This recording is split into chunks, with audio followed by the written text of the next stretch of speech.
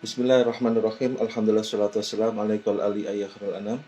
Rabbung karim wa anta dzul khuluqin adzim fasya'alana indal karim amma ba'du. Terima kasih teman-teman sudah hadir pada siang hari ini.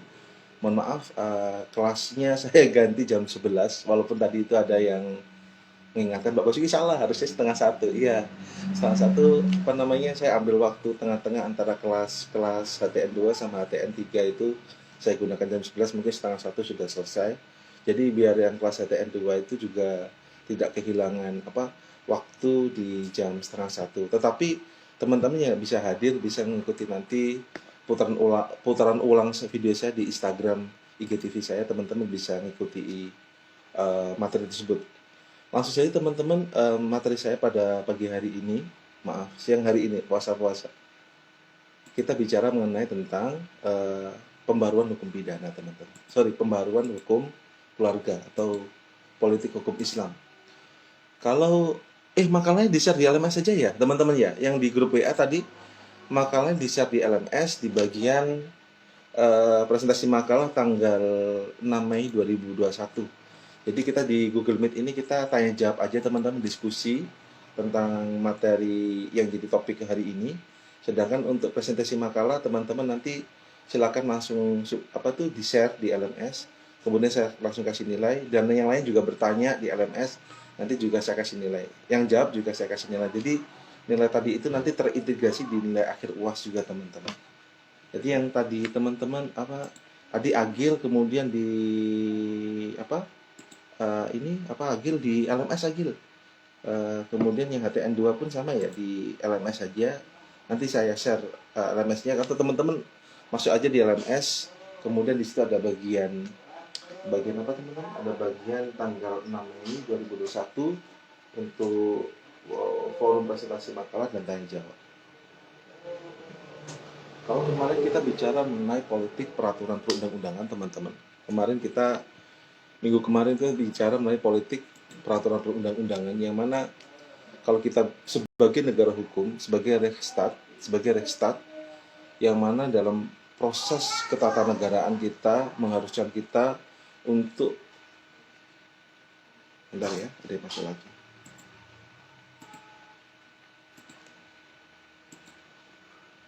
Karena kita menggunakan asas Rechtsstaat, negara hukum, teman-teman, maka kemudian dalam sistem pemerintahan kita menggunakan hukum positif untuk bisa mengakomodir kepentingan masyarakat. Walaupun kita ada yang disebut dengan hukum Islam, ada hukum adat, ada juga hukum positif. Tetapi kemudian hukum Islam ataupun hukum adat itu bisa menjadi hukum positif manakala melalui program legislasi nasional. Apa itu prolegnas? Prolegnas itu adalah program, Elda, itu adalah program yang digunakan pemerintah untuk bisa mempositifkan hukum yang ada di Indonesia. Contoh, kita kan ada namanya hari ini tuh revisi Kitab Undang-Undang Hukum Pidana, yang mana RKUHP itu merupakan mayoritas peninggalan dari Belanda. Maka kemudian dengan revisi Kitab Undang-Undang Hukum Pidana itu, teman-teman, niatnya adalah satu, untuk bisa memperbaharui hukum pidana disesuaikan dengan kultur masyarakat Indonesia, norma-norma yang berkembang di Indonesia. Sama halnya pun dengan kita yang bicara mengenai politik hukum Islam. Jadi politik hukum Islam itu ada keinginan dari para the founding fathers bahwasanya negara Indonesia itu adalah negara hukum, maka kemudian adanya agama, adanya adat istiadat itu harus dipositifkan terlebih dahulu. Apa Riza maksud dipositifkan itu? Melalui program legislasi, manakala hukum Islam seperti Undang-Undang Nomor 1 Tahun 1974, kompilasi hukum Islam, Undang-Undang Zakat, manakala dia berproses itu menjadi program legislasi nasional dalam RUU, kemudian menjadi undang-undang, itu masuk dalam legislasi yang dikeluarkan oleh DPR, maka politik hukum Islam itu menjadi hukum positif yang ditaati dan diakui keberadaannya di tengah-tengah masyarakat. Maka kemudian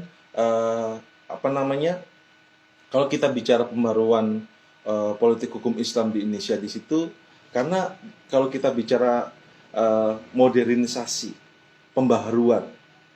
Kan kita kemarin membicarakan teman-teman bahwasanya undang-undang itu, Ridwan, undang-undang itu seringkali tidak fleksibel.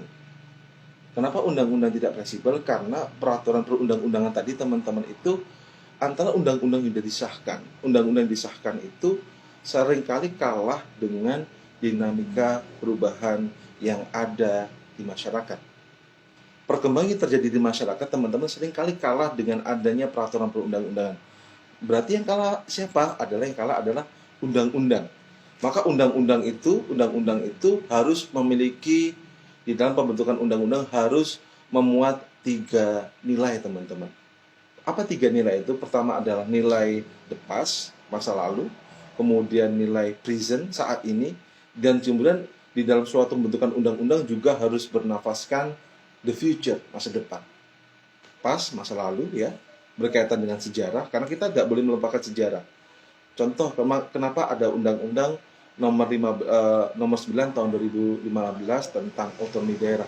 Karena kita bicara masa lalu, teman-teman. Masa lalu kita pernah menganut sentralisasi. Dan kita pernah juga otonomi dengan bentuk negara serikat, tetapi kemudian tidak sesuai dengan di Indonesia. Maka kemudian sesuai dengan Undang-Undang 32 tahun 2004 kita mengasas otonomi daerah, tapi pengemasannya itu dalam naungan Negara Kesatuan Republik Indonesia. Jadi itu setengah serikat, teman-teman. Kita ada otonomi daerah, silakan daerah itu mengembangkan daerahnya, tetapi masih dalam Negara Kesatuan Republik Indonesia. Maksudnya apa? Ada yang dikelola oleh daerah, tetapi ada yang dikelola oleh pusat. Ada anggaran ada pendapatan asli daerah, ada APBD, itu dikelola oleh daerah. Peraturan daerah, itu dikelola daerah. Pemilihan kepala daerah, itu dikelola oleh daerah. Tetapi teman-teman ada yang tidak bisa dikelola oleh daerah. Contoh, apa itu? Contoh APBN, kemudian hubungan luar negeri, keamanan, itu tidak bisa dikelola oleh daerah, itu dikelola oleh pusat, teman-teman. Maka pembaruan hukum itu menjadi hal yang pasti di dalam setiap pembentukan undang-undang, karena undang-undang memang harus ada nilai the past, present saat ini, dan juga future. Tapi ada juga undang-undang yang manakala undang-undang digunakan ternyata itu tidak sesuai dengan keadaan saat ini, teman-teman. Maka wajib itu diubah. Contoh apa yang hari ini rame, rancangan undang-undang kitab hukum pidana.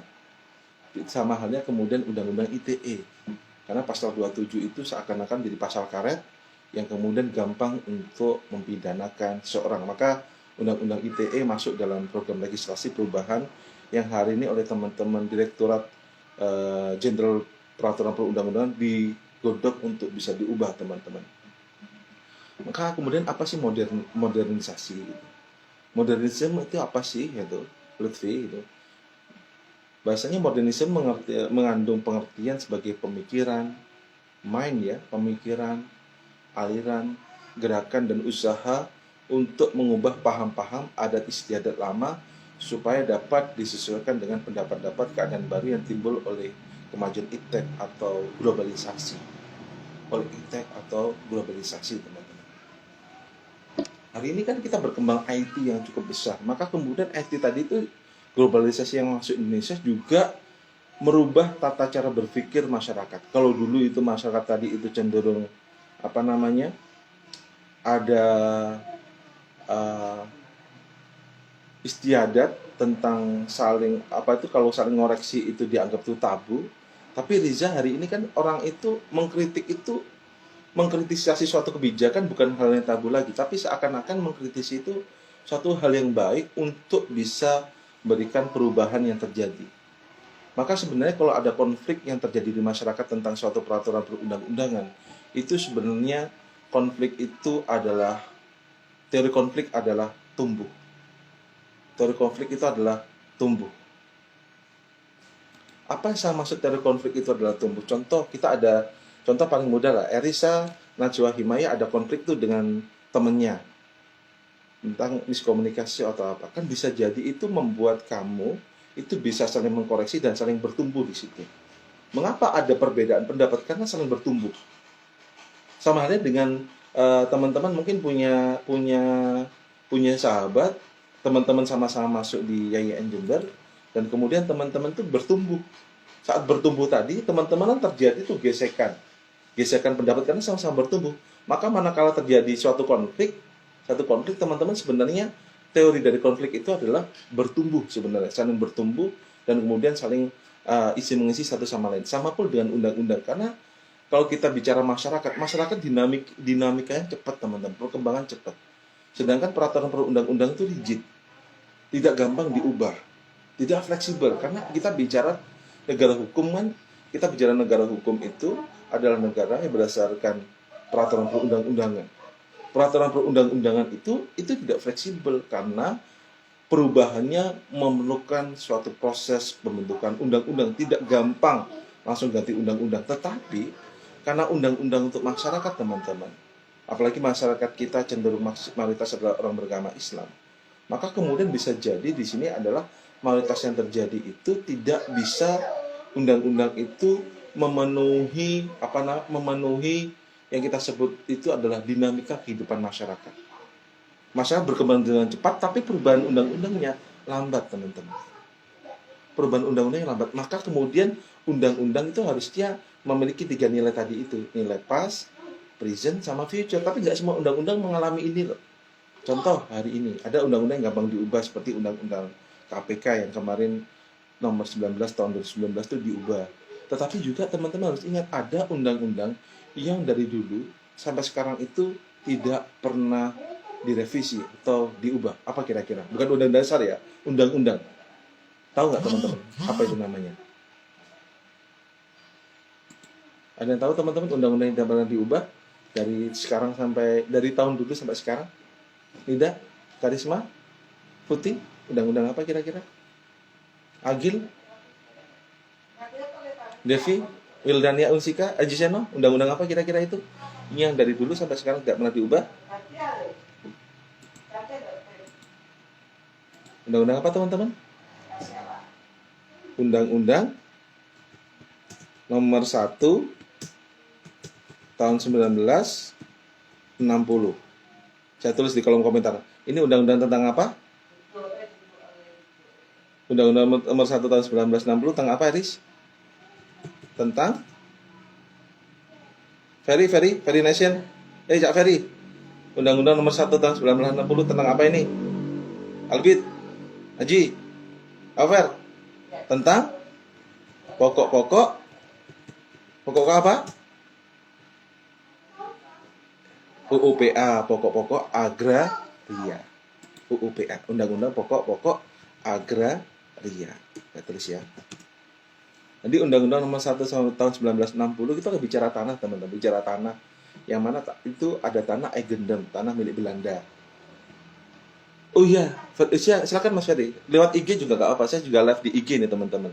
Kalau teman-teman kesulitan paketan, kenapa ke IG nanti kalau teman-teman nanti bisa cek di IG story saya. Jadi di Undang-Undang nomor 1 tahun 1960 ini adalah bicara tentang pokok-pokok agraria, UUPA itu teman-teman, yang mana undang-undang itu bicara mengenai tentang kan pasca Indonesia Merdeka itu banyak tanah-tanah yang dikuasai oleh Belanda dan Belanda keluar dari Indonesia. Kemudian tanah tersebut itu diberikan pada pemerintah Indonesia dan juga diberikan pada masyarakat. Diberikan pada negara Indonesia, pemerintah, seperti pabrik tebu itu teman-teman, kan diberikan pada pemerintah Indonesia tuh. Juga mungkin kebun teh, ada juga tanah-tanah. Kalau teman-teman ikuti pertanahan itu diberikan pada masyarakat. Maka Undang-Undang Pokok Agraria nomor 1 tahun 1960 dari 60 sampai 2021 sampai sekarang Putih itu tidak berubah. Maknanya apa? Undang-undang tadi itu mengakomodir kepentingan the past, masa lalu, present saat itu tahun 1960, dan the future sampai sekarang tahun 2021. Undang-Undang Pokok Agraria juga tidak pernah diubah, teman-teman. Tidak pernah diubah. Tapi nggak semua undang-undang memiliki materi muatan seperti itu. Nggak semua peraturan perundang-undangan. Maka di sini kalau kita kemarin bicara Undang-Undang nomor 1 tahun 1974 tentang perkawinan tadi, kan perkawinan itu teman-teman itu mengakomodir bahwasanya orang itu menganggap nikah itu nggak perlu dicatat, karena menikah itu indah itu adalah bagian dari hukum alam. Ya, teman-teman ikuti nggak hukum alam itu? Apa hukum alam itu? Yang ikuti logika penerapan hukum, apa itu hukum alam, teman-teman? Hukum alam itu adalah kebenaran secara universal yang diakui oleh masyarakat untuk bisa menciptakan keadilan, atau yang kita sebut hukum alam sebagai hukum kodrati atau natural law di sini. Contoh hukum alam seperti apa, Futi? Futi menikah dengan pasangannya, ada nggak ada peraturan, itu menjadi kebutuhan Futi untuk apa? Adalah untuk kebahagiaan sendiri dan juga untuk meneruskan keturunan. Kalau nggak ada menikah kan kita nggak bisa meneruskan keturunan, teman-teman. Itu adalah bagian dari hukum alam. Sama halnya kemudian hukum alam kita bicara mengenai tentang itu, teman-teman. Setiap orang membutuhkan orang lain, nggak bisa hidup sendiri. Maka kemudian manakala orang berhubungan dengan orang lain ada konflik, itu adalah yang lumrah. Tapi kebenaran bahasa setiap orang membutuhkan satu sama lain, itu adalah bagian dari hukum alam, teman-teman. Kebenaran yang disepakati secara nasional walaupun itu tidak ada peraturannya. Maka kemudian Undang-Undang Nomor 1 Tahun 1974 itu menjadi jawaban bahasanya setiap warga negara berhak untuk menikah sesuai dengan agamanya dan kepercayaannya. Walaupun kita bertanya agama itu apa, kepercayaan itu apa gitu. Sebenarnya ini mengakomodir kepentingan masyarakat muslim tentang pentingnya undang-undang itu agar perkawinan atau pernikahan itu untuk dicatat. Untuk dicatat, teman-teman. Karena kita ada beberapa masyarakat itu kan ada yang melakukan pernikahan atau perkawinan di bawah tangan yang tidak dicatatkan dan kemudian berdampak, teman-teman, berdampak pada status anaknya dan status pernikahannya. Maka di Undang-Undang Nomor 1 Tahun 1974 itu mengakomodir kepentingan masyarakat Muslim yang menjadi mayoritas di negara Indonesia. Tetapi yang teman-teman pahami juga, ternyata kan usia itu dibatasi ya. Di Undang-Undang Nomor 1 Tahun 1974 itu kalau perempuan itu usia berapa? 16 tahun minimal boleh menikah. Kemudian laki-laki usia berapa? Fitria? 19 tahun.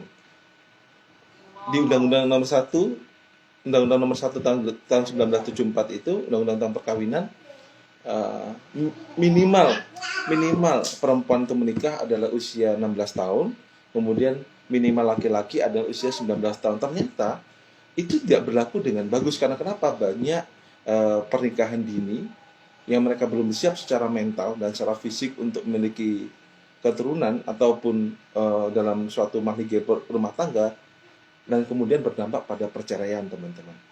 Perpisahan yang di pengadilan agama atau pengadilan negeri.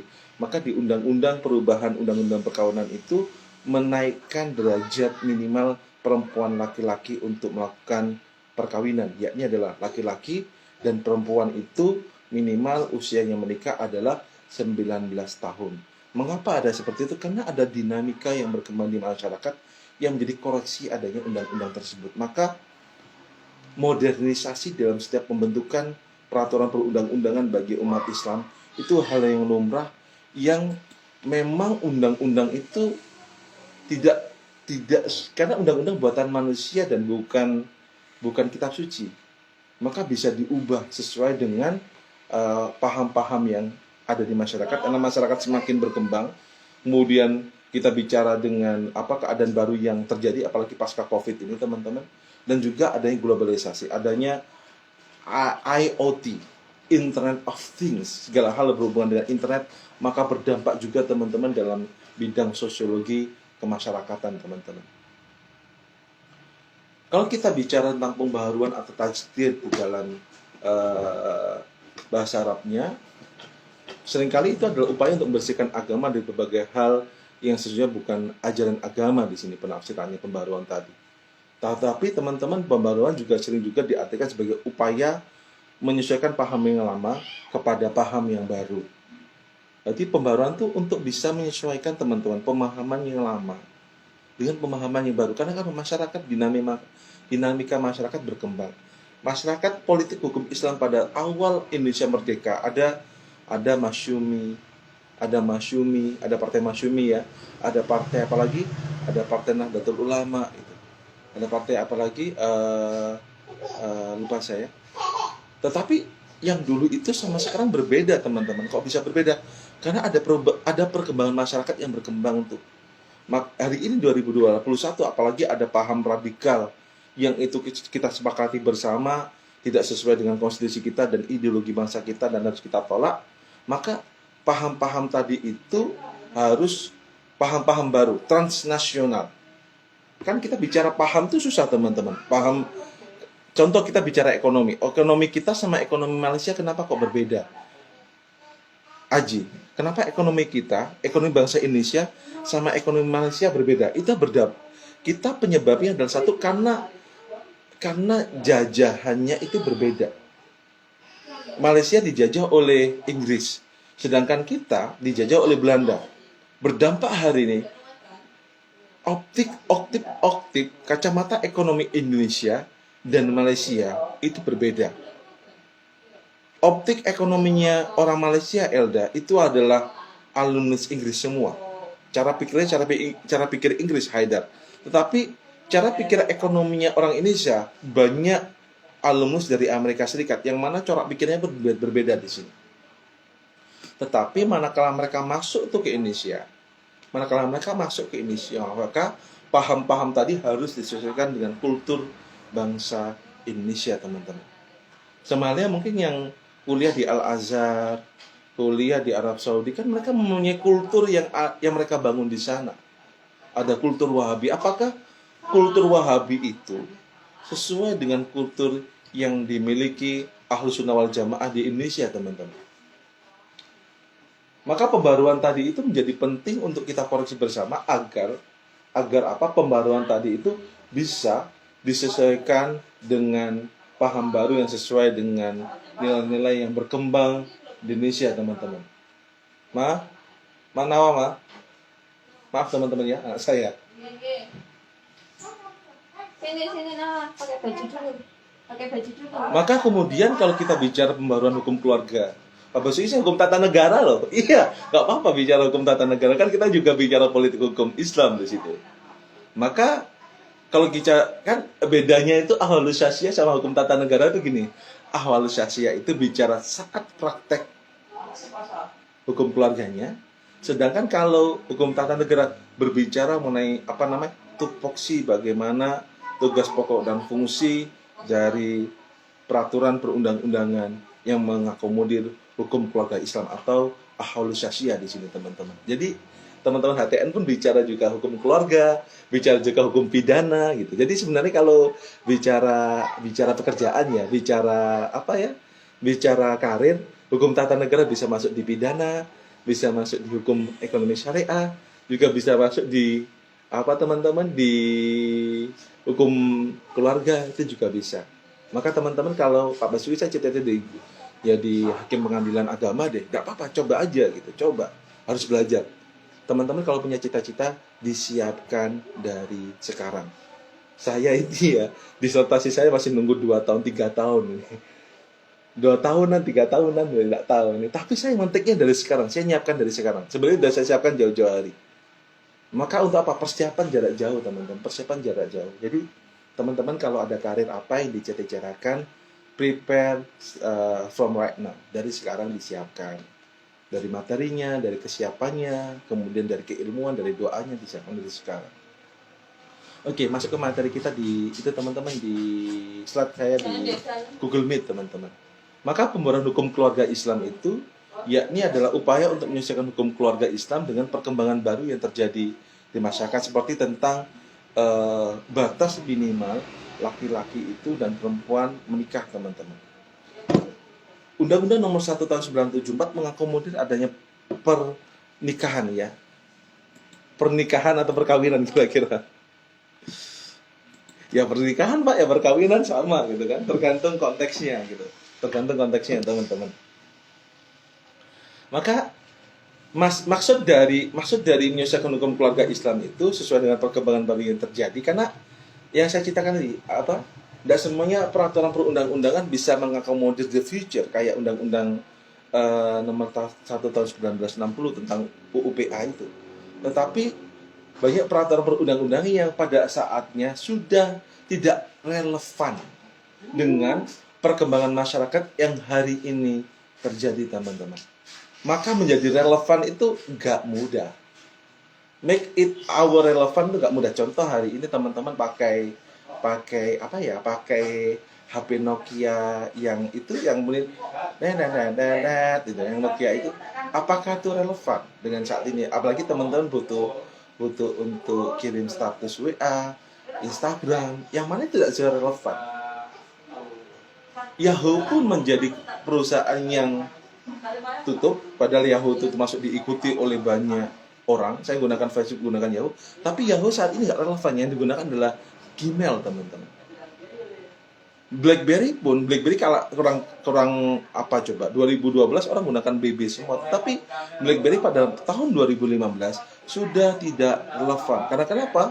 Ada fitur Android yang menggunakan di fitur Android bisa mendownload aplikasi BlackBerry. Maka pun di undang-undang pun sama. Pembaruan dalam hukum keluarga Islam ini, teman-teman, ada perkembangan baru yang di masyarakat disesuaikan. Maka kemudian itu harus membuat relevan dengan keadaan masyarakat saat ini. Jadi pembaruan hukum keluarga Islam di sini bukan berarti mengubah, teman-teman, bukan berarti mengurangi ataupun menambah teks Al-Quran maupun hadis, tetapi kemudian menyesuaikan dengan keadaan masyarakat saat ini di sini. Bukan berarti mengubah, bukan berarti mengurangi, bukan juga menambah, bukan. Sesuai dengan Al-Quran dan hadis, bukan, teman-teman. Karena kalau kita bicara dasar dari politik hukum Islam itu adalah Al-Quran, hadis, ijma, dan qiyas. Tetapi bagaimana membuat relevan politik hukum Islam itu dengan keadaan saat ini, seperti itu. Oke, teman-teman, dari sini dulu ada yang ditanyakan dulu nggak kira-kira? Dari sini dulu teman-teman ada yang ditanyakan mungkin? Monggo kalau ada pertanyaan dulu. Silakan, siapa ini? Oh, yang silakan, Des.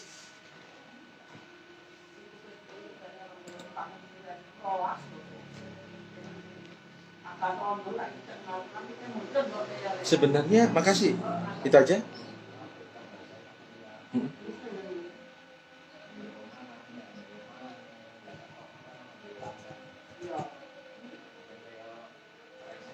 Makasih Aris ya. Ini yang menarik sebenarnya.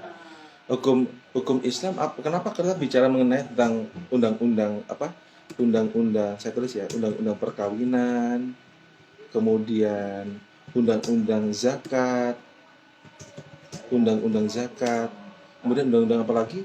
Undang-undang tentang apa, teman-teman? Kompilasi hukum Islam itu. Kompilasi hukum Islam itu yang seringkali dijadi patokan politik hukum Islam untuk bisa menjawab itu. Kemudian apakah bisa dalam pemikiran politik Islam itu membicarakan tentang tentang otonomi daerah seperti garis otonomi daerah, undang-undang ITE, ataupun juga mengenai tentang undang-undang cipta kerja seperti itu, Aris ya. Sebenarnya ada beberapa poin yang saya tangkap sebenarnya itu bisa, Aris, tetapi tergantung konteksnya.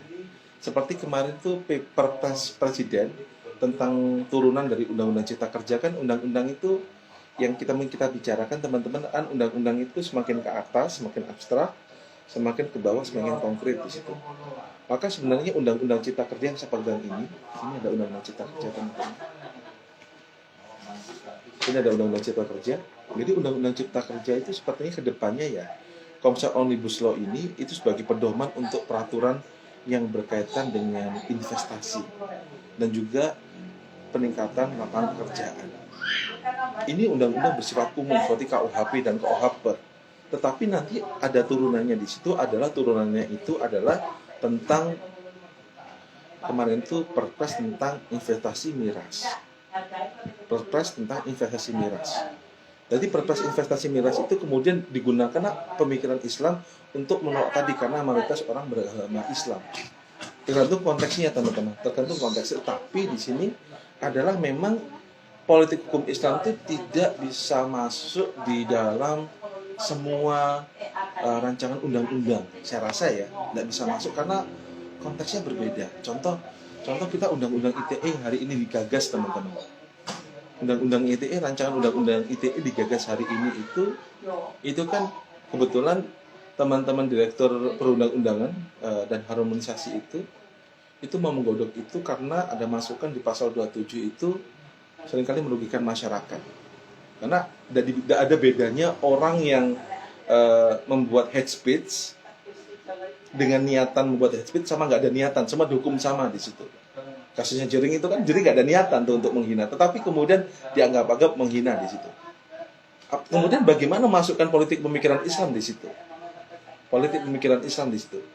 Ada beberapa poin mungkin usul fikih untuk bisa masukkan di situ, tapi dalam teori perundang-undangan Eris tidak bisa semua itu masuk. Ada asas di dalam teori perundang-undangan, ada mungkin asas kemanfaatan yang di usul fikih di Islam pun itu ada, kemudian asas keadilan di usul fikih pun ada. Tetapi kita tidak bisa maksakan semua itu untuk politik pemikiran Islam bisa masuk di semua naskah rancangan undang-undang, karena ada jiwa-jiwa yang mana jiwa-jiwa universal, yang mana masyarakat Indonesia kan undang-undang disahkan itu kan untuk seluruh masyarakat Indonesia. Seluruh masyarakat Indonesia, gak cuma orang Islam aja, gak cuma orang Kristen aja. Tapi bagaimana undang-undang tadi itu bisa mengakomodir kepentingan masyarakat banyak.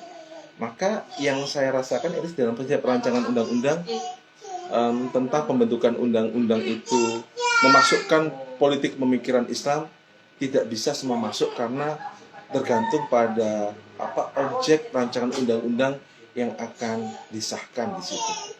Maka kemudian tergantung konteksnya, Eris. Kalau kita bicara tentang undang-undang zakat mungkin, apakah orang Kristen bisa masukkan? Juga nggak bisa, karena kita bicara tentang masyarakat Muslim yang mana berkembang atas undang-undang zakat itu, termasuk juga kompilasi hukum Islam untuk bisa mengakomodir proses beracara di pengadilan agama. Jadi itu nggak bisa masuk semuanya orang-orang Kristen untuk bisa untuk bisa mengkotomi tentang kompilasi hukum Islam orang beragama lain, karena memang tentang substansi isinya yang nggak semua orang paham, teman-teman. Substansi. Tapi juga bicara politik hukumnya lagi. Karena memang sekali lagi teman-teman, kita negara agama, bukan kita negara beragama, bukan negara agama. Jadi negara itu agama sebagai inspirasi, bukan aspirasi, kata Menak Yakub. Tapi secara praktik, Eris, yang saya lihat itu tidak semua naskah rancangan undang-undang itu kemudian bisa dimasukkan nilai-nilai politik Islam di dalamnya. Tapi ini menjadi koreksi kita bersama ya.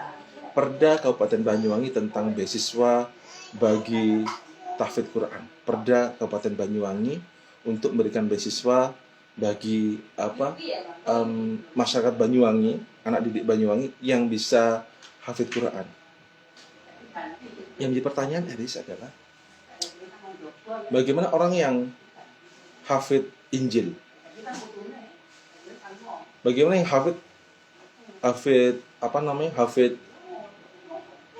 kitab suci agama Hindu apa, teman-teman? Lupa saya, kitab suci agama Hindu itu. Bagaimana yang mereka hafal kitab suci agama Hindu? Bagaimana yang hafal mereka kitab suci agama Buddha? Apakah mereka mendapat beasiswa juga? Berarti perda ini diskriminasi dong. Dilematis, Aris. Kalau dia peraturan perundang-undangan itu kemudian condong pada salah satu agama, berarti negara telah melakukan diskriminasi. Padahal undang-undang itu, peraturan itu adalah the greatest happiness of the people in the country. Kebahagiaan tertinggi masyarakat di suatu daerah itu adalah manakala diikutsertakan dalam setiap proses pembentukan undang-undang. Tetapi manakala undang-undang itu nuansanya cenderung pada salah satu agama, maka bukankah itu, teman-teman, menjadi nilai diskriminasi terhadap salah satu agama? Contoh perda tadi itu, perda tentang tahfidz. Tahfidz diberikanlah beasiswa bagi yang hafidz Quran. Tapi pertanyaannya, kenapa yang hafidz Injil, hafidz Hindu, agama Hindu, dan hafidz agama Buddha tidak diberikan beasiswa? Bukankah itu termasuk salah satu bentuk diskriminasi terhadap salah satu agama? Maka itu harus tergantung konteksnya ya. Tapi kalau kita terlalu condong pada salah satu itu, tidak berpikiran wawasan kebangsaan, karena teman-teman, pembentukan undang-undang itu adalah satu yang paling kita bicara adalah menjaga keutuhan ideologi negara dan teritorial negara. Undang-undang dibentuk melalui proses pembentukan undang-undang itu adalah tujuan adalah untuk menjaga keutuhan NKRI, teman-teman. Kalau kita condong pada salah satu hal, maka kemudian terjadi diskriminasi. Tapi yang terpenting adalah bagaimana kepentingan semua kelompok itu bisa diakomodir dalam salah satu peraturan perundang-undangan, baik perda, baik permen ataupun undang-undang. Kayak seperti di situ, Eris. Mengakomodir kepentingan seluruh masyarakat atau partisipasi masyarakat. Gimana, Aris? Itu feedback saya, Aris.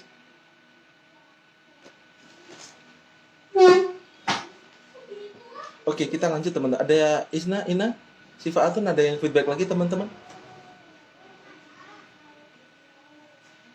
Kalau nggak ada, kita lanjut ya. Kita lanjut, teman-teman. Oke. Gimana? Silakan Aji. Silakan, Ji. Kalau berlesir ke Islam, silakan, Aji.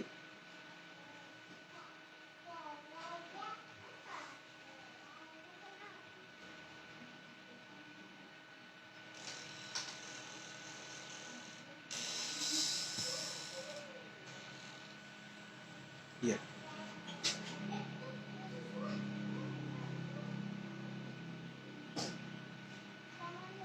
74.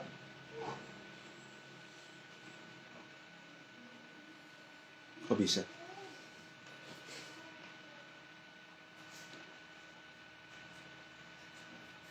Iya.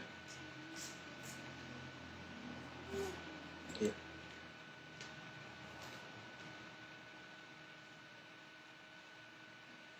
Iya. Iya.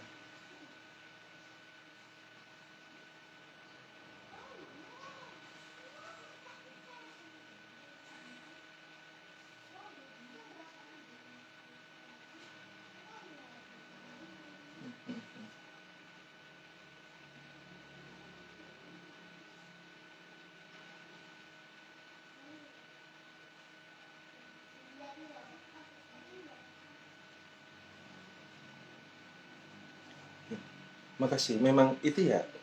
Saya juga berpikir seperti ini. Di undang-undang perkawinan itu dan kompilasi hukum Islam nanti dicek ya. Di kompilasi hukum Islam nanti dicek. Kebetulan saya pernah nangani itu juga tentang kasus poligami yang tadi Aji ceritakan. Kan di undang-undangnya itu gini, di pasal berapa saya lupa itu. Bahasanya satu laki-laki menikahi dengan satu perempuan. Kita sebenarnya asasnya monogami. Tapi kemudian di kompilasi hukum Islam itu ada kemudian laki-laki itu kalau mau menikah lagi, menikahi istri 2 atau 3 atau 4 harus seizin dari istri pertama. Tapi itu kemudian kata seizin itu kalau mereka berproses ke pengajuan permohonan poligami. Jadi kalau poligami itu teman-teman, poligami yang sah itu harus mendapatkan kan pengadilan ada dua, ada putusan, ada penetapan. Kalau putusan itu ada sengketa, teman-teman. Ada sengketa atau hak yang dikurangi itu sengketa. Amarnya adalah putusan. Amarnya adalah putusan. Contoh mungkin sengketa tentang waris itu putusan. Tetapi kalau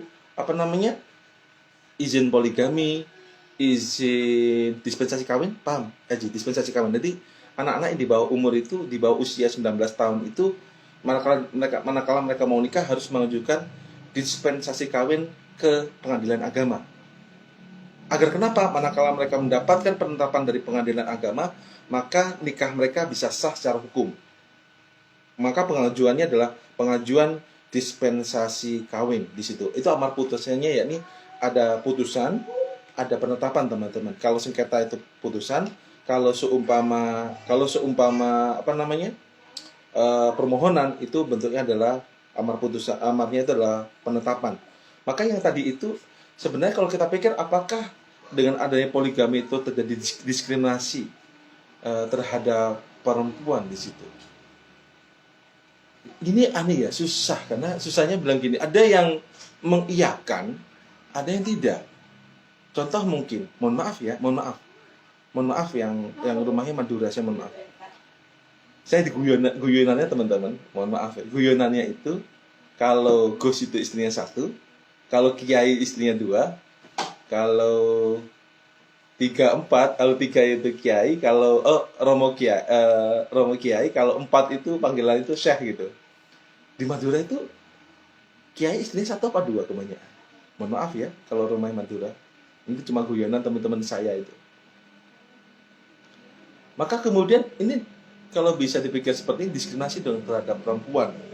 Karena memang seperti ini Aji, masalah di yang waktu itu proses pembentukan undang-undang ini mayoritas itu adalah laki-laki.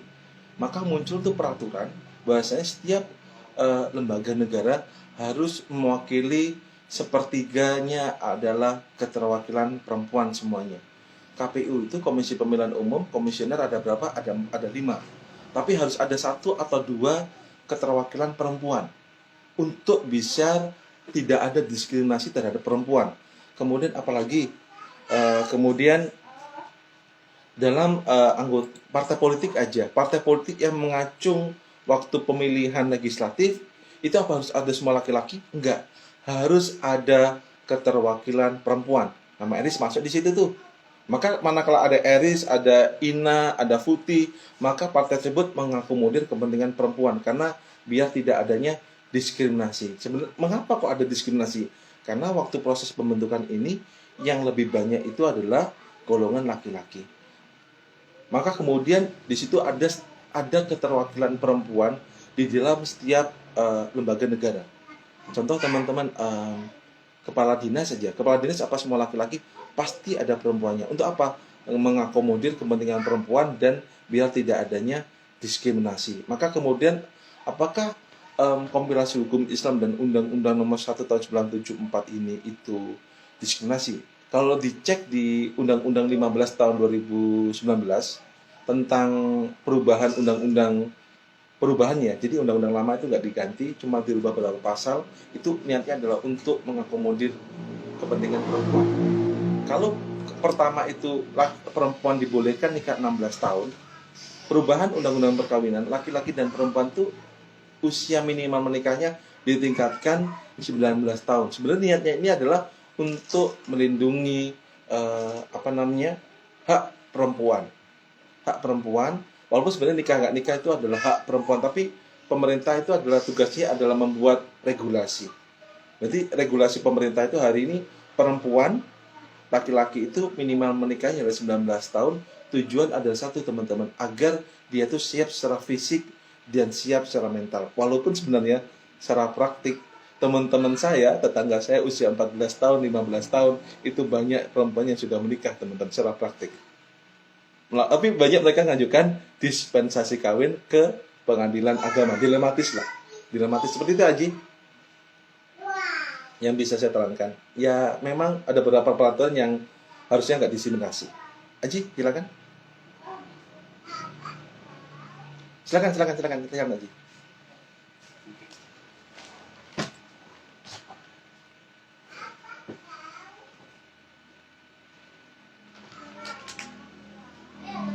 Masa RUU PKS mungkin?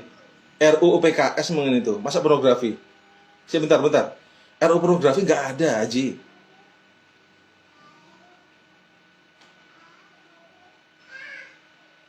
Masa nggak ada ya RUU pornografi kayaknya? PKS mungkin perlindungan kekerasan seksual.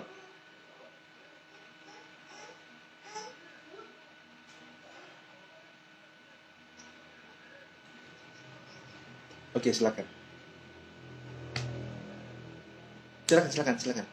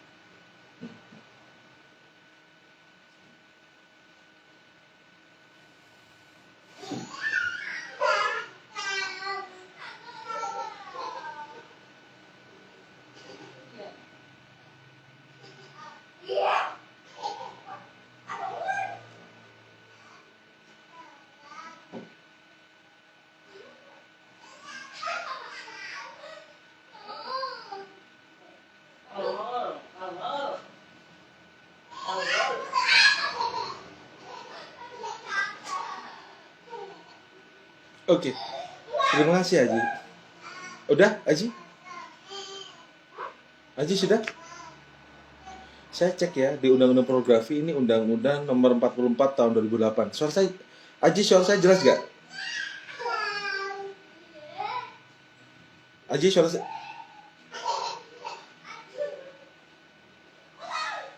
Oke, jelas suara saya teman-teman ya. Anak-anak saya rame tadi ini. Ma, tolong tutup, Ma. Ma, Val.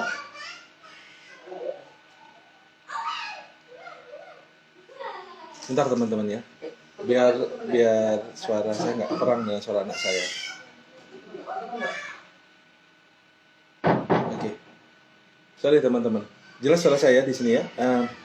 Makasih Aji atas pendapatnya di situ. Saya cek memang di Undang-Undang Nomor 44 Tahun 2008 ini Undang-Undang Pornografi, yang mana di undang-undang ini mengutamakan tentang adanya larangan tentang pornografi di Undang-Undang Nomor 4 Tahun 2008 di sini teman-teman. Dan di Undang-Undang Nomor 44 Tahun 2008 ini tentang pornografi itu yakni melarang teman-teman adanya konten foto atau video yang yang cenderung mendiskriminasi perempuan atau mengeksploitasi perempuan di sini. Yang mana di Undang-Undang Nomor 44 Tahun 2008 ini melarang baik itu foto atau video negatif teman, maaf nggak bisa sebut karena saya juga live di IG. Foto atau video yang negatif tadi itu yang berhubungan dengan itu seringkali menganggap perempuan itu sebagai sebagai korban atau sebagai sebagai korban seringkali seperti itu. Tapi kalau kita soundingkan teman-teman di KUHP tentang kejahatan kesusilaan dan juga pasal 27 Undang-Undang ITE itu juga melarang untuk mendistribusikan baik ke elektronik karena itu melanggar kesusilaan. Sebenarnya kalau kita lihat di Undang-Undang Pornografi 44 sama Undang-Undang ITE tahun 2012 itu ini ada dua persepsi, yang mana perempuan sebagai korban, tapi kemudian pelarangan untuk mendistribusikan.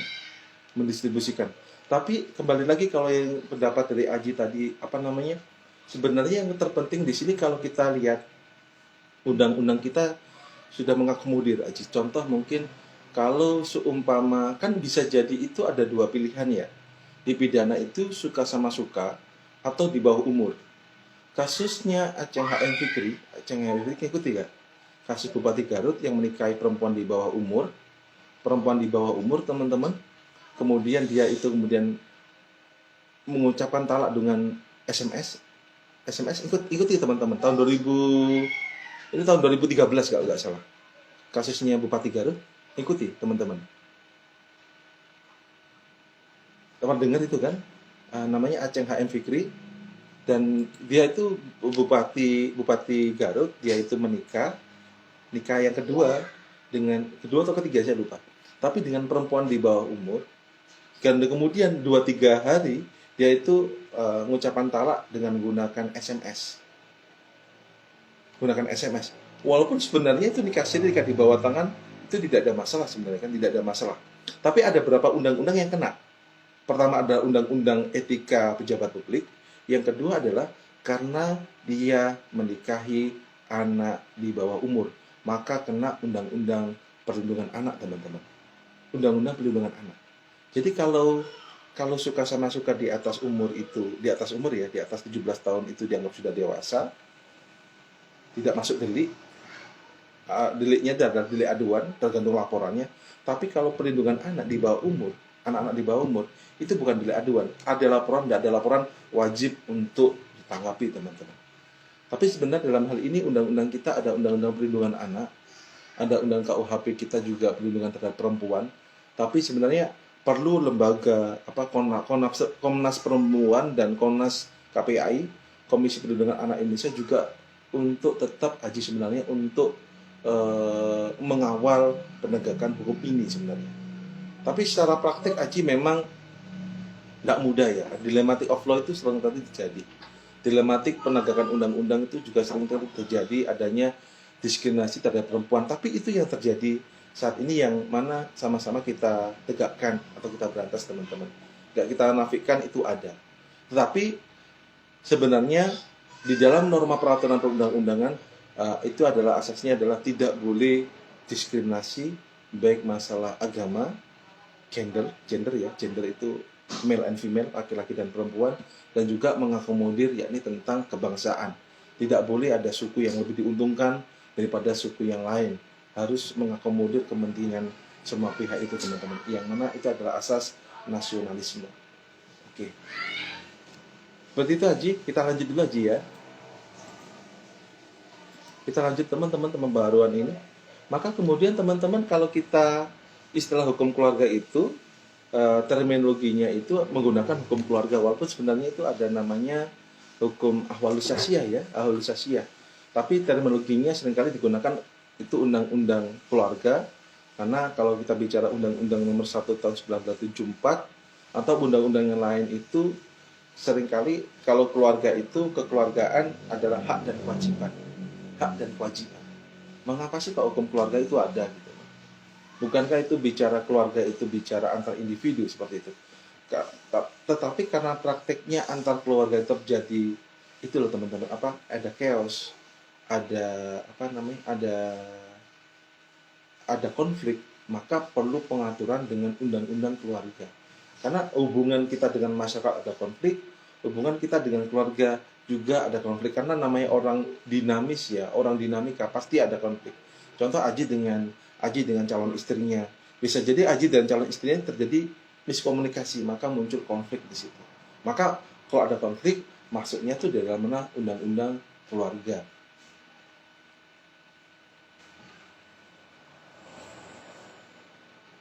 Maka hukum keluarga itu yang kita bicarakan itu hukum yang mengatur perihal hubungan-hubungan hukum yang timbul dari hubungan kekeluargaan antar anak orang tua dengan anak, suami dengan istri, ataupun dengan cucu-cucunya teman-teman, dengan cucu-cucunya. Karena kalau kita bicara di Komunitas Hukum Islam kemarin itu ada gugatan antara anak angkat sama anak kandung. Iya kan? Di kasus pertanahan teman-teman ikuti nggak? Pernah nemuin nggak sengketa tanah antara anak angkat sama anak kandung? Itu yang menang anak angkat atau anak kandung kira-kira? Kalau ada sengketa tanah antara anak angkat sama anak kandung, yang menang kira-kira anak angkatnya atau anak kandungnya? Kok bisa anak kandung, Christine?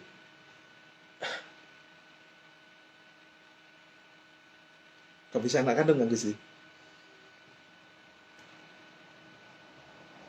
Jawabannya adalah sebenarnya yang punya hak itu adalah anak kandung, tetapi harus kita lihat sejarahnya. Kan kita bicara keluarga teman-teman. Jadi ada namanya anak adopsi. Di dalam Islam tuh ada namanya anak adopsi. Ini nggak mudah teman-teman. Saya bicara gini nggak mudah. Kenapa nggak mudah? Karena banyak teman-teman saya yang sudah nikah puluhan tahun tapi tidak diberi keturunan. Ada teman-teman saya yang melakukan hubungan luar nikah malah diberi keturunan. Ini agak dilematis juga. Tetapi kemudian karena dia nggak punya anak, maka teman saya itu kemudian mengadopsi anak yang itu teman-teman di dinas sosial. Dinas sosial kan ada anak-anak yang terlantar tuh di panti asuhan itu diadopsi, dijadikan anak melalui penetapan pengadilan, dan itu dianggap sebagai anak kandung. Ujung-ujung setelah mendapatkan anak adopsi ini, kemudian dia mendapat anak kandung juga teman-teman, kayak narik seperti itu. Maka kemudian sengketa keluarga itu bisa jadi sengketa anak dengan orang tua, suami dengan istri, bisa jadi dengan anak angkat sama anak kandung, masalah tanah atau waris. Itu terjadi di lingkungan kita teman-teman, anak angkat, anak kandung, terjadi sengketa. Maka kemudian apabila ada sengketa ini, kita harus lihatnya bukan masalah anak kandung atau anak angkat, tapi yang harus kita lihat adalah sejarah proses pemberian harta tersebut kepada anak kandung atau anak angkat. Saya kemarin yang mendapatkan itu adalah anak angkat. Yang dapat tanah itu anak angkat, anak kandung tidak terima teman-teman. Di dalam hukum keluarga ya. Kok bisa anak kandung tidak dapat, teman-teman? Ternyata usut demi usut sejarahnya itu, ternyata anak kandung tidak merawat ibunya. Hingga ibunya itu meninggal 47 hari, 40 hari, 100 hari, hingga 1000 harinya tidak penanggung mati. Kemudian hakim memandang yang lebih berhak itu selama orang tua itu masih sakit hingga meninggal itu adalah anak angkat, teman-teman. Maka itu masuk syahrul di dalam hukum keluarga juga, karena ini sengketa. Pasti ada sengketa yang harus sesuai dengan Al-Quran, hadis, ijma, dan qiyas, teman-teman. Sengketa pasti ada gitu.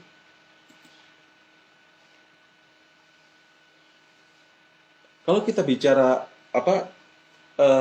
Islamic family law atau hukum keluarga Islam, teman-teman, yang mana ada yang kita gunakan hukum keluarga atau family law, ada yang gunakan Islamic family law di sini. Tetapi kebanyakannya kalau hukum keluarga itu adalah hukum keluarga Islam. Walaupun itu hukum keluarga Islam, tetapi pada dasarnya itu adalah hukum keluarga. Kita jawab gini. Teman-teman di Ahwalus Sasiyah kita itu, Ahwalus Sasiyah ya, prodi Ahwalus Sasiyah itu HK, hukum keluarga, apa hukum keluarga Islam?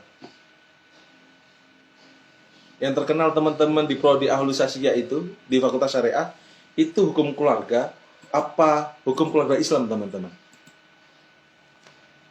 HK, Mas Ferry. Bukan hukum keluarga Islam, tapi HK. Oh, anak HK itu anak perdata tuh gitu.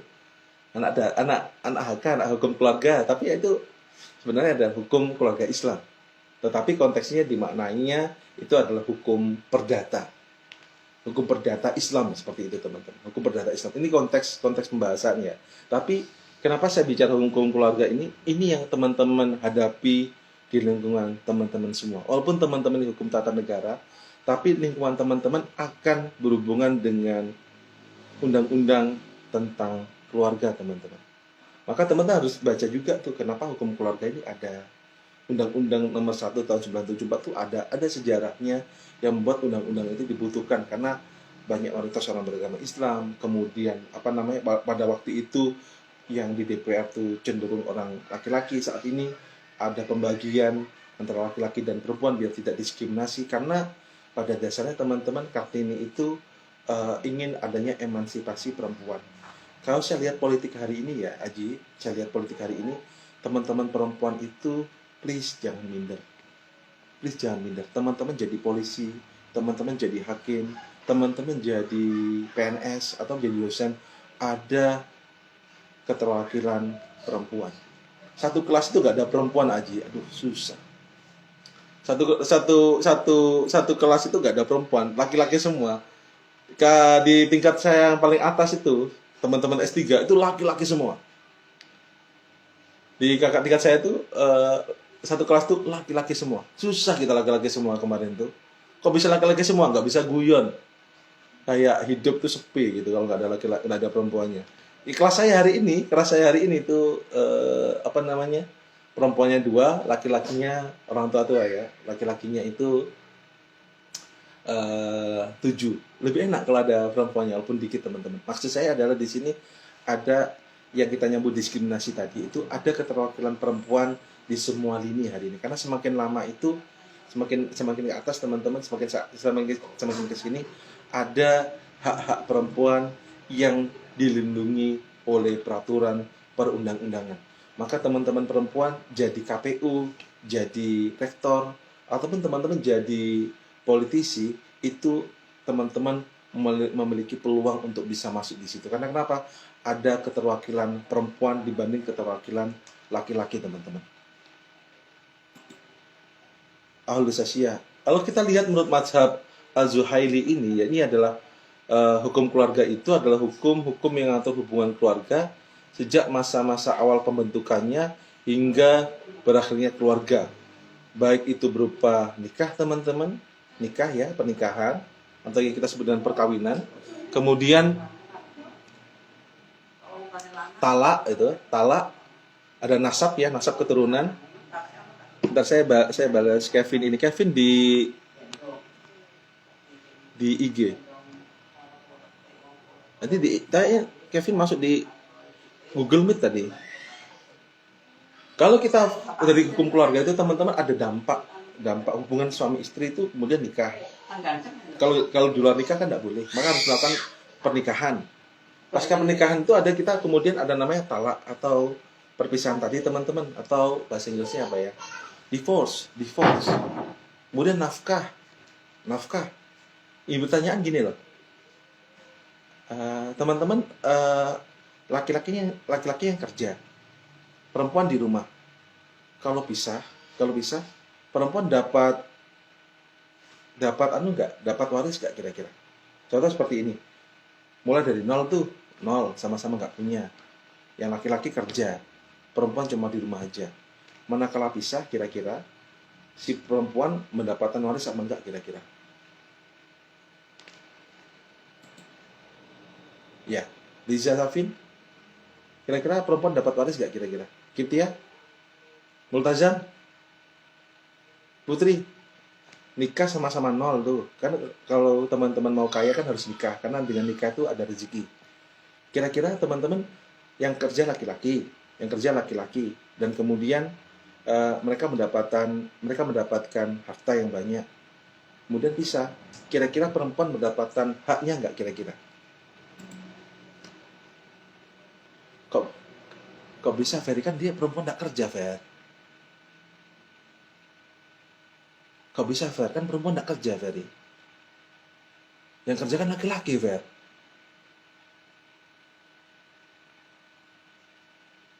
Oh, hidup bersama. Hidup bersama berarti harta untuk istri semua dong, atau untuk laki-laki semua dong? Untuk istri, karena suami, tulisan suami itu Ferry, suami, semua uang milik istri.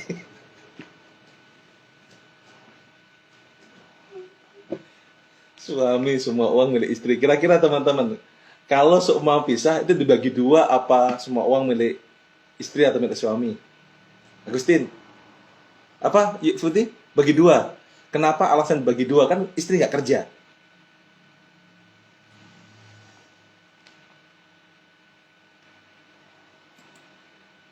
Oh iya, menafkahi istrinya.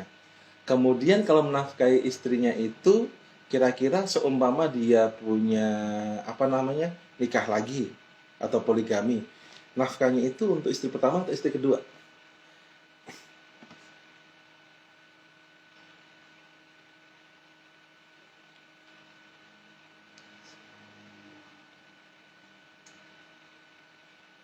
Nggak boleh menikah lagi. Tapi ada yang diam-diam, Putih. Ada yang diam-diam. Sebenarnya asal nggak harus izin, iya. Tidak, Rashid, nggak harus izin itu kalau poligami di luar pengadilan agama. Tapi kalau proses izin poligami biar sama-sama sah nikahnya, jadi istri pertama sah secara negara, dan istri kedua sah secara agama, istri ketiga sah secara agama, harus izin poligami. Tapi kalau nggak, istri kedua itu nggak sah, bisa nggak izin seperti itu. Tapi ini saran saya jangan dilakukan ya. Cukup pemahaman kita aja, satu aja lah. Saya bilang ginian tuh adem panas ini saya. Ada istri saya, pinggir saya. Saya ini istiqomah orangnya teman-teman. Saya ini istiqomah orangnya. Ikatan suami takut istri di rumah. Istiqomah, ikatan suami takut istri di rumah. Nah, jadi kembali pada materi kita. Jadi manakala itu bisa, maka rasanya bagi dua. Walaupun itu istri nggak kerja, tapi ada hak istri di situ. Kok bisa nggak kerja? Bukankah saat perempuan itu melayani suami, saat perempuan tadi, istri tadi itu mencucikan baju suami, bukankah itu merupakan, kalau kita bandingkan dengan kita menggaji seseorang, itu lebih capek istri daripada suami. Suami cari uang, tapi perempuan kan mengurusi rumah tangga, pasti lebih capek. Kalau hitung-hitungan seperti itu, sebenarnya kalau laki-laki ingin menggaji, baher, pasti lebih berat di situ, teman-teman. Maka kemudian, manakala kita bicara nikah, kemudian di undang-undang ini sebenarnya mengakomodir kepentingan masyarakat muslim, di Undang-Undang Nomor 1 Tahun 1974 ini. Karena logikanya manakala pisah, ada pembagian harta. suami, ada pembagian harta istri. Tetapi ada perempuan yang pintar-pintar. Ada perempuan pintar. Maksudnya perempuan pintar bagaimana? Ada perjanjian pranikah. Perempuan yang pintar itu ada perjanjian pranikah. Jadi mana di dalam perjanjiannya itu manakala pisah harta untuk istri semua. Kalau ada perjanjian pranikah, berarti manakala ada pisah suami tidak mendapatkan hak. Itu adalah haknya istri kalau ada perjanjian pranikah. Tapi tidak banyak orang melakukan perjanjian pranikah karena kalau ada perjanjian pranikah dianggap dia tidak cinta, teman-teman. Seperti itu ya. Oke, kita lanjut teman-teman. Maka di dalam hukum tentang kita hukum keluarga itu kita bicara nikah, bicara talak gitu. Kalau talak teman-teman nanti kalau PPL di pengadilan agama teman-teman ikutilah. Banyak di Kabupaten PA Jember, PA Lumajang itu banyak teman-teman. Dan ini sebenarnya kalau teman-teman jadi lawyer, pekerjaan yang paling mudah untuk mendapatkan uang adalah menjadi pengacara perceraian. Menjadi pengacara perceraian ini perkara yang mudah. Kok bisa mudah? Karena teman-teman cuma daftarkan dan kemudian teman-teman ikuti persidangan. Kan orang rujuk itu hal yang nggak mudah. Kok bisa nggak mudah, teman-teman? Kok bisa nggak mudah? Karena itu bicaranya adalah bicara tentang bagaimana cara merukunkan. Pengacara kan nggak ambil pusing untuk masalah merukunkan, karena yang penting surat kuning keluar, mereka dapat uang di situ. Mereka bisa dapat uang di situ. Maka kemudian teman-teman kalau jadi lawyer, perkara ini sebenarnya enak lebih cepat dapat uang, tetapi di dalam prakteknya akan, kalau teman-teman punya prinsip, akan bertentangan dengan hati nurani teman-teman semua. Kemudian kita bicara nasab ya. Tadi saya bicara tentang anak kandung sama anak angkat atau anak adopsi. Nafkah, tadi saya bicara nafkah anak, nafkah istri, dan suami juga kewajiban berikan nafkah karena kewajiban suami. Maka kalau kita bicara nafkah, ada harta bawaan, ada harta gonogini. Harta bawaan itu mungkin si istri sudah kaya tuh sebelum dia menikah, maka hitungan itu adalah harta bawaan. Tapi manakala dia sama-sama nol dan dia mendapatkan sesuatu pasca nikah, itu adalah masuk harta gonogini, harta yang didapat atau nafkah yang didapat selama menikah dan harus dibagi dua, teman-teman, atau dibagi tiga kalau ada anaknya. Kemudian kita bicara di dalam hukum keluarga itu adalah kewarisan. Kewarisan di sini kita ada tiga. Ada waris Islam, ada waris adat, ada waris sesuai dengan KUH, Kitab Undang-Undang Hukum Perdata. Tetapi kalau masuk di pengadilan agama seringkali yang digunakan adalah hukum waris Islam, teman-teman. Yang digunakan adalah hukum waris Islam di sini. Apa sih ruang lingkup keluarga Islam itu? Kita bicara perkawinan, perwalian, wasiat, dan kewarisan, teman-teman. Ada tiga. Kalau kita bicara pembaruan hukum keluarga itu, ada tiga hal. Yakni adalah perkawinan. Beda antara kawin sama nikah, teman-teman. Perkawinan sama pernikahan itu berbeda. Perkawinan itu bahasa Indonesia, munakahat atau pernikahan itu bahasa Arab. Tapi yang lainnya saya mau florkan nggak enak karena puasa-puasa gitu, dianggap saya kurang sopan. Guyonannya ada juga, teman-teman. Kemudian ada perwalian, wali ya. Jadi anak yang belum balik itu ada wali.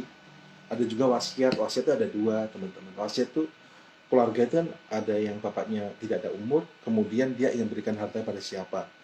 Jadi keluarga bapak yang mau meninggal tadi bisa memberikan wasiat. Bisa wasiat tertulis, bisa wasiat lesan gitu. Wasiat tertulis mau wasiat lesan ini, wasiat tertulis bisa gunakan notaris. Kalau wasiat lesan harus ada dua saksi. Kemudian kita bicara kewarisan, teman-teman. Itu adalah konteks hukum keluarga dalam politik hukum Islam Indonesia, ada dia mengakomodir tiga ini. Maka pertanyaan Eris, apakah mungkin hukum politik hukum Islam itu bisa masuk di semua ini dalam proses pembentukan? Mungkin, tapi tidak bisa semuanya. Kok bisa nggak semuanya? Karena cenderung kalau kita bicara hukum keluarga itu adalah kita bicara mengenai tiga hal ini. Tapi kalau pemikiran politik Islam itu bisa masuk dengan cara program legislasi nasional untuk memasukkan pemikiran-pemikiran politik Islam di dalam setiap norma peraturan perundang-undangan. Apakah ada? Ada, teman-teman. Contoh yang kita bicara kemarin tentang Perpres tentang investasi, itu kan dilarang juga karena itu bertentangan dengan bertentangan dengan nilai keislaman. Kemudian itu Eris kalau Eris masih stay di undang-undang nomor 20 tahun 2003 tentang standar pendidikan nasional. Di pasal 30-an itu ada namanya di kurikulumnya harus ada pendidikan agama. Maka di situ pendidikan agama ada politik Islam masuk. Tapi itu pendidikan agama umum ya teman-teman. Tidak hanya aji pendidikan agama Islam, tapi harus ada pendidikan agama, baik agama Hindu, agama Katolik, Kristen, Islam, Konghucu harus masuk dalam pendidikan nasional. Masalah muncul, kenapa Pancasila nggak masuk di situ?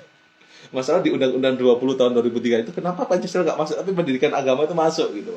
Itu jadi pertanyaan. Jadi maknanya kalau kita lihat Undang-Undang nomor 20 tahun 2003, Eris, berarti teman-teman ada politik pemikiran Islam yang masuk di mana? Di dalam program legislasi nasional. Karena kenapa? Ada partai Islam yang masuk di situ. Karena dinamik pembuatan undang-undang dinamis teman-teman. Tapi undang-undang itu tidak final. Undang-undang itu tidak final, masih bisa judicial review, masih bisa executive review, masih ada peluang legislative review.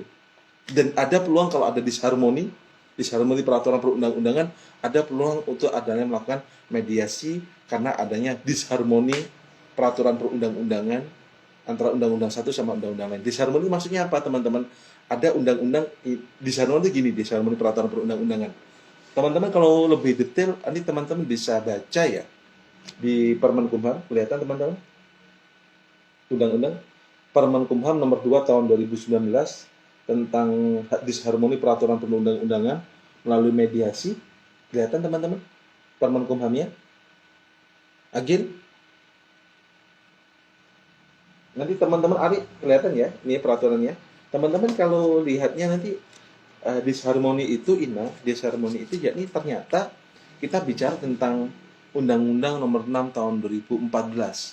Undang-Undang nomor 6 tahun 2014 itu teman-teman, yakni undang-undang tersebut ada menerangkan tentang anggaran desa, dana desa. Yang mana dana desa itu digunakan untuk apa teman-teman? Untuk pembangunan desa. Maka sebab dana desa itu membuat desa itu semakin maju saat ini. Tetapi berdasarkan Permenkyu, Peraturan Menteri Keuangan, dana desa tadi itu adalah untuk fokus penyelesaian coronavirus, COVID. Iya kan teman-teman?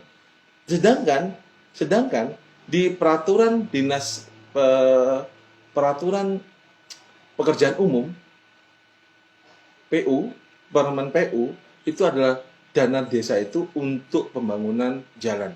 Berarti di sini ada namanya norma yang tumpang tindih.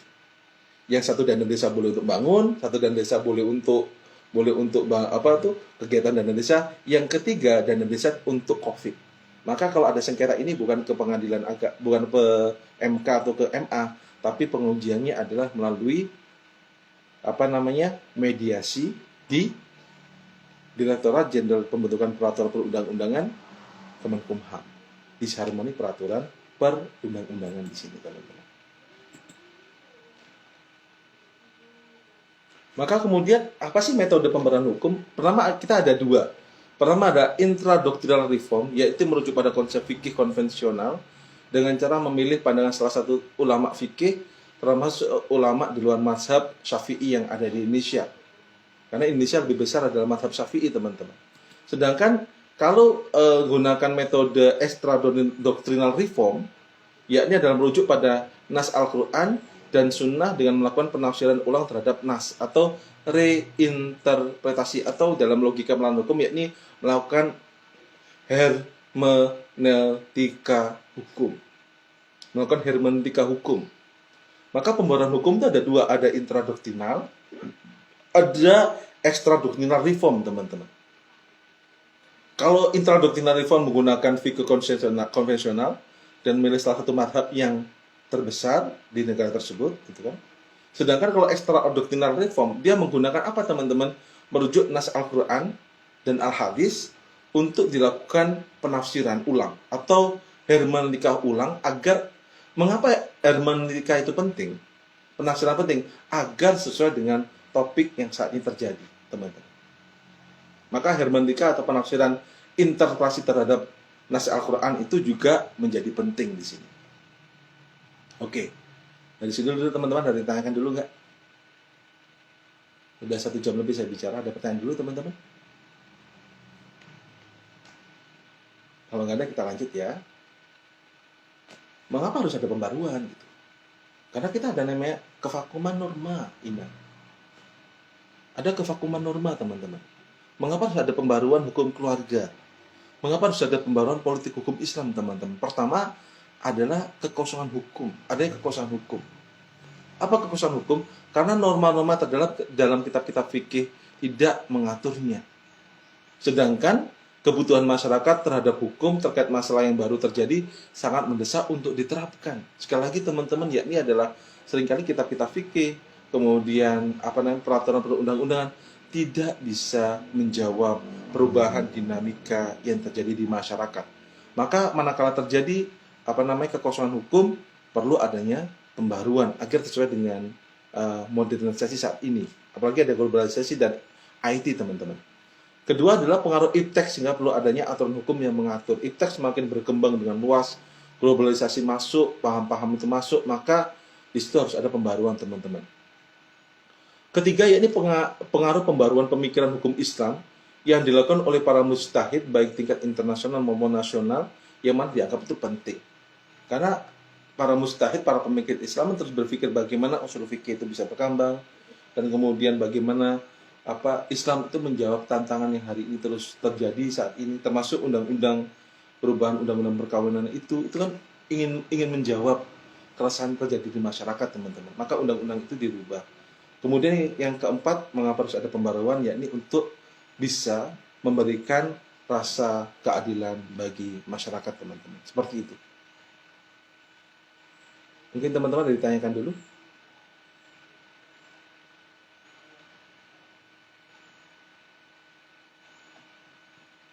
Ada yang ditanyakan dulu teman-teman? Ada yang ditanyakan dulu? Tidak ada yang ditanyakan? Kita lanjut ya. Saya selesaikan ya teman-teman ya. Materi saya selesaikan. Kemudian apa sih pembaruan dapat dilakukan? Pertama, kita bisa dengan judicial review, putusan MK, pembentukan peraturan perundang-undangan untuk melakukan perubahan teman-teman. Ada peraturan Mahkamah Agung. Beda ya, peraturan Mahkamah Agung sama peraturan Mahkamah Konstitusi. Kalau Perma nomor 1 tahun 2016 itu tentang mediasi cuma bicara tentang mediasi di bawah naungan Mahkamah Agung, baik itu pengadilan agama, pengadilan negeri, petun, petitun gitu.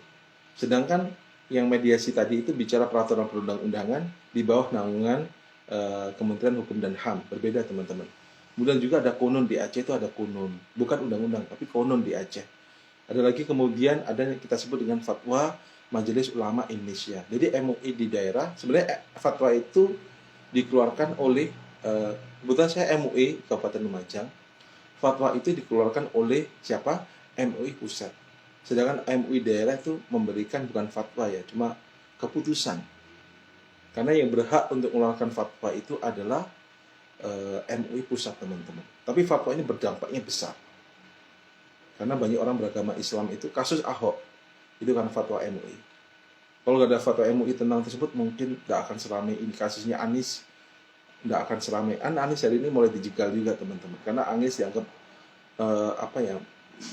mencari peluang di saat orang kacau kasusnya Ahok itu. Dan sebenarnya fatwa MUI saya rasa itu berdampak juga terhadap orang Muslim. Sama aja fatwa orang Katolik, orang Buddha juga memiliki organisasi yang kumpulan orang-orang ahli di agama yang mereka masing-masing.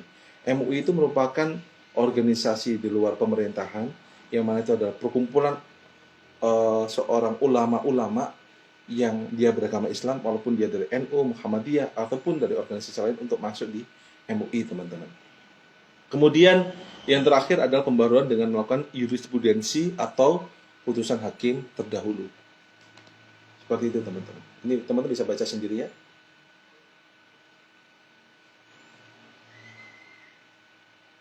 Ini teman-teman bisa baca sendiri ya teman-teman ya.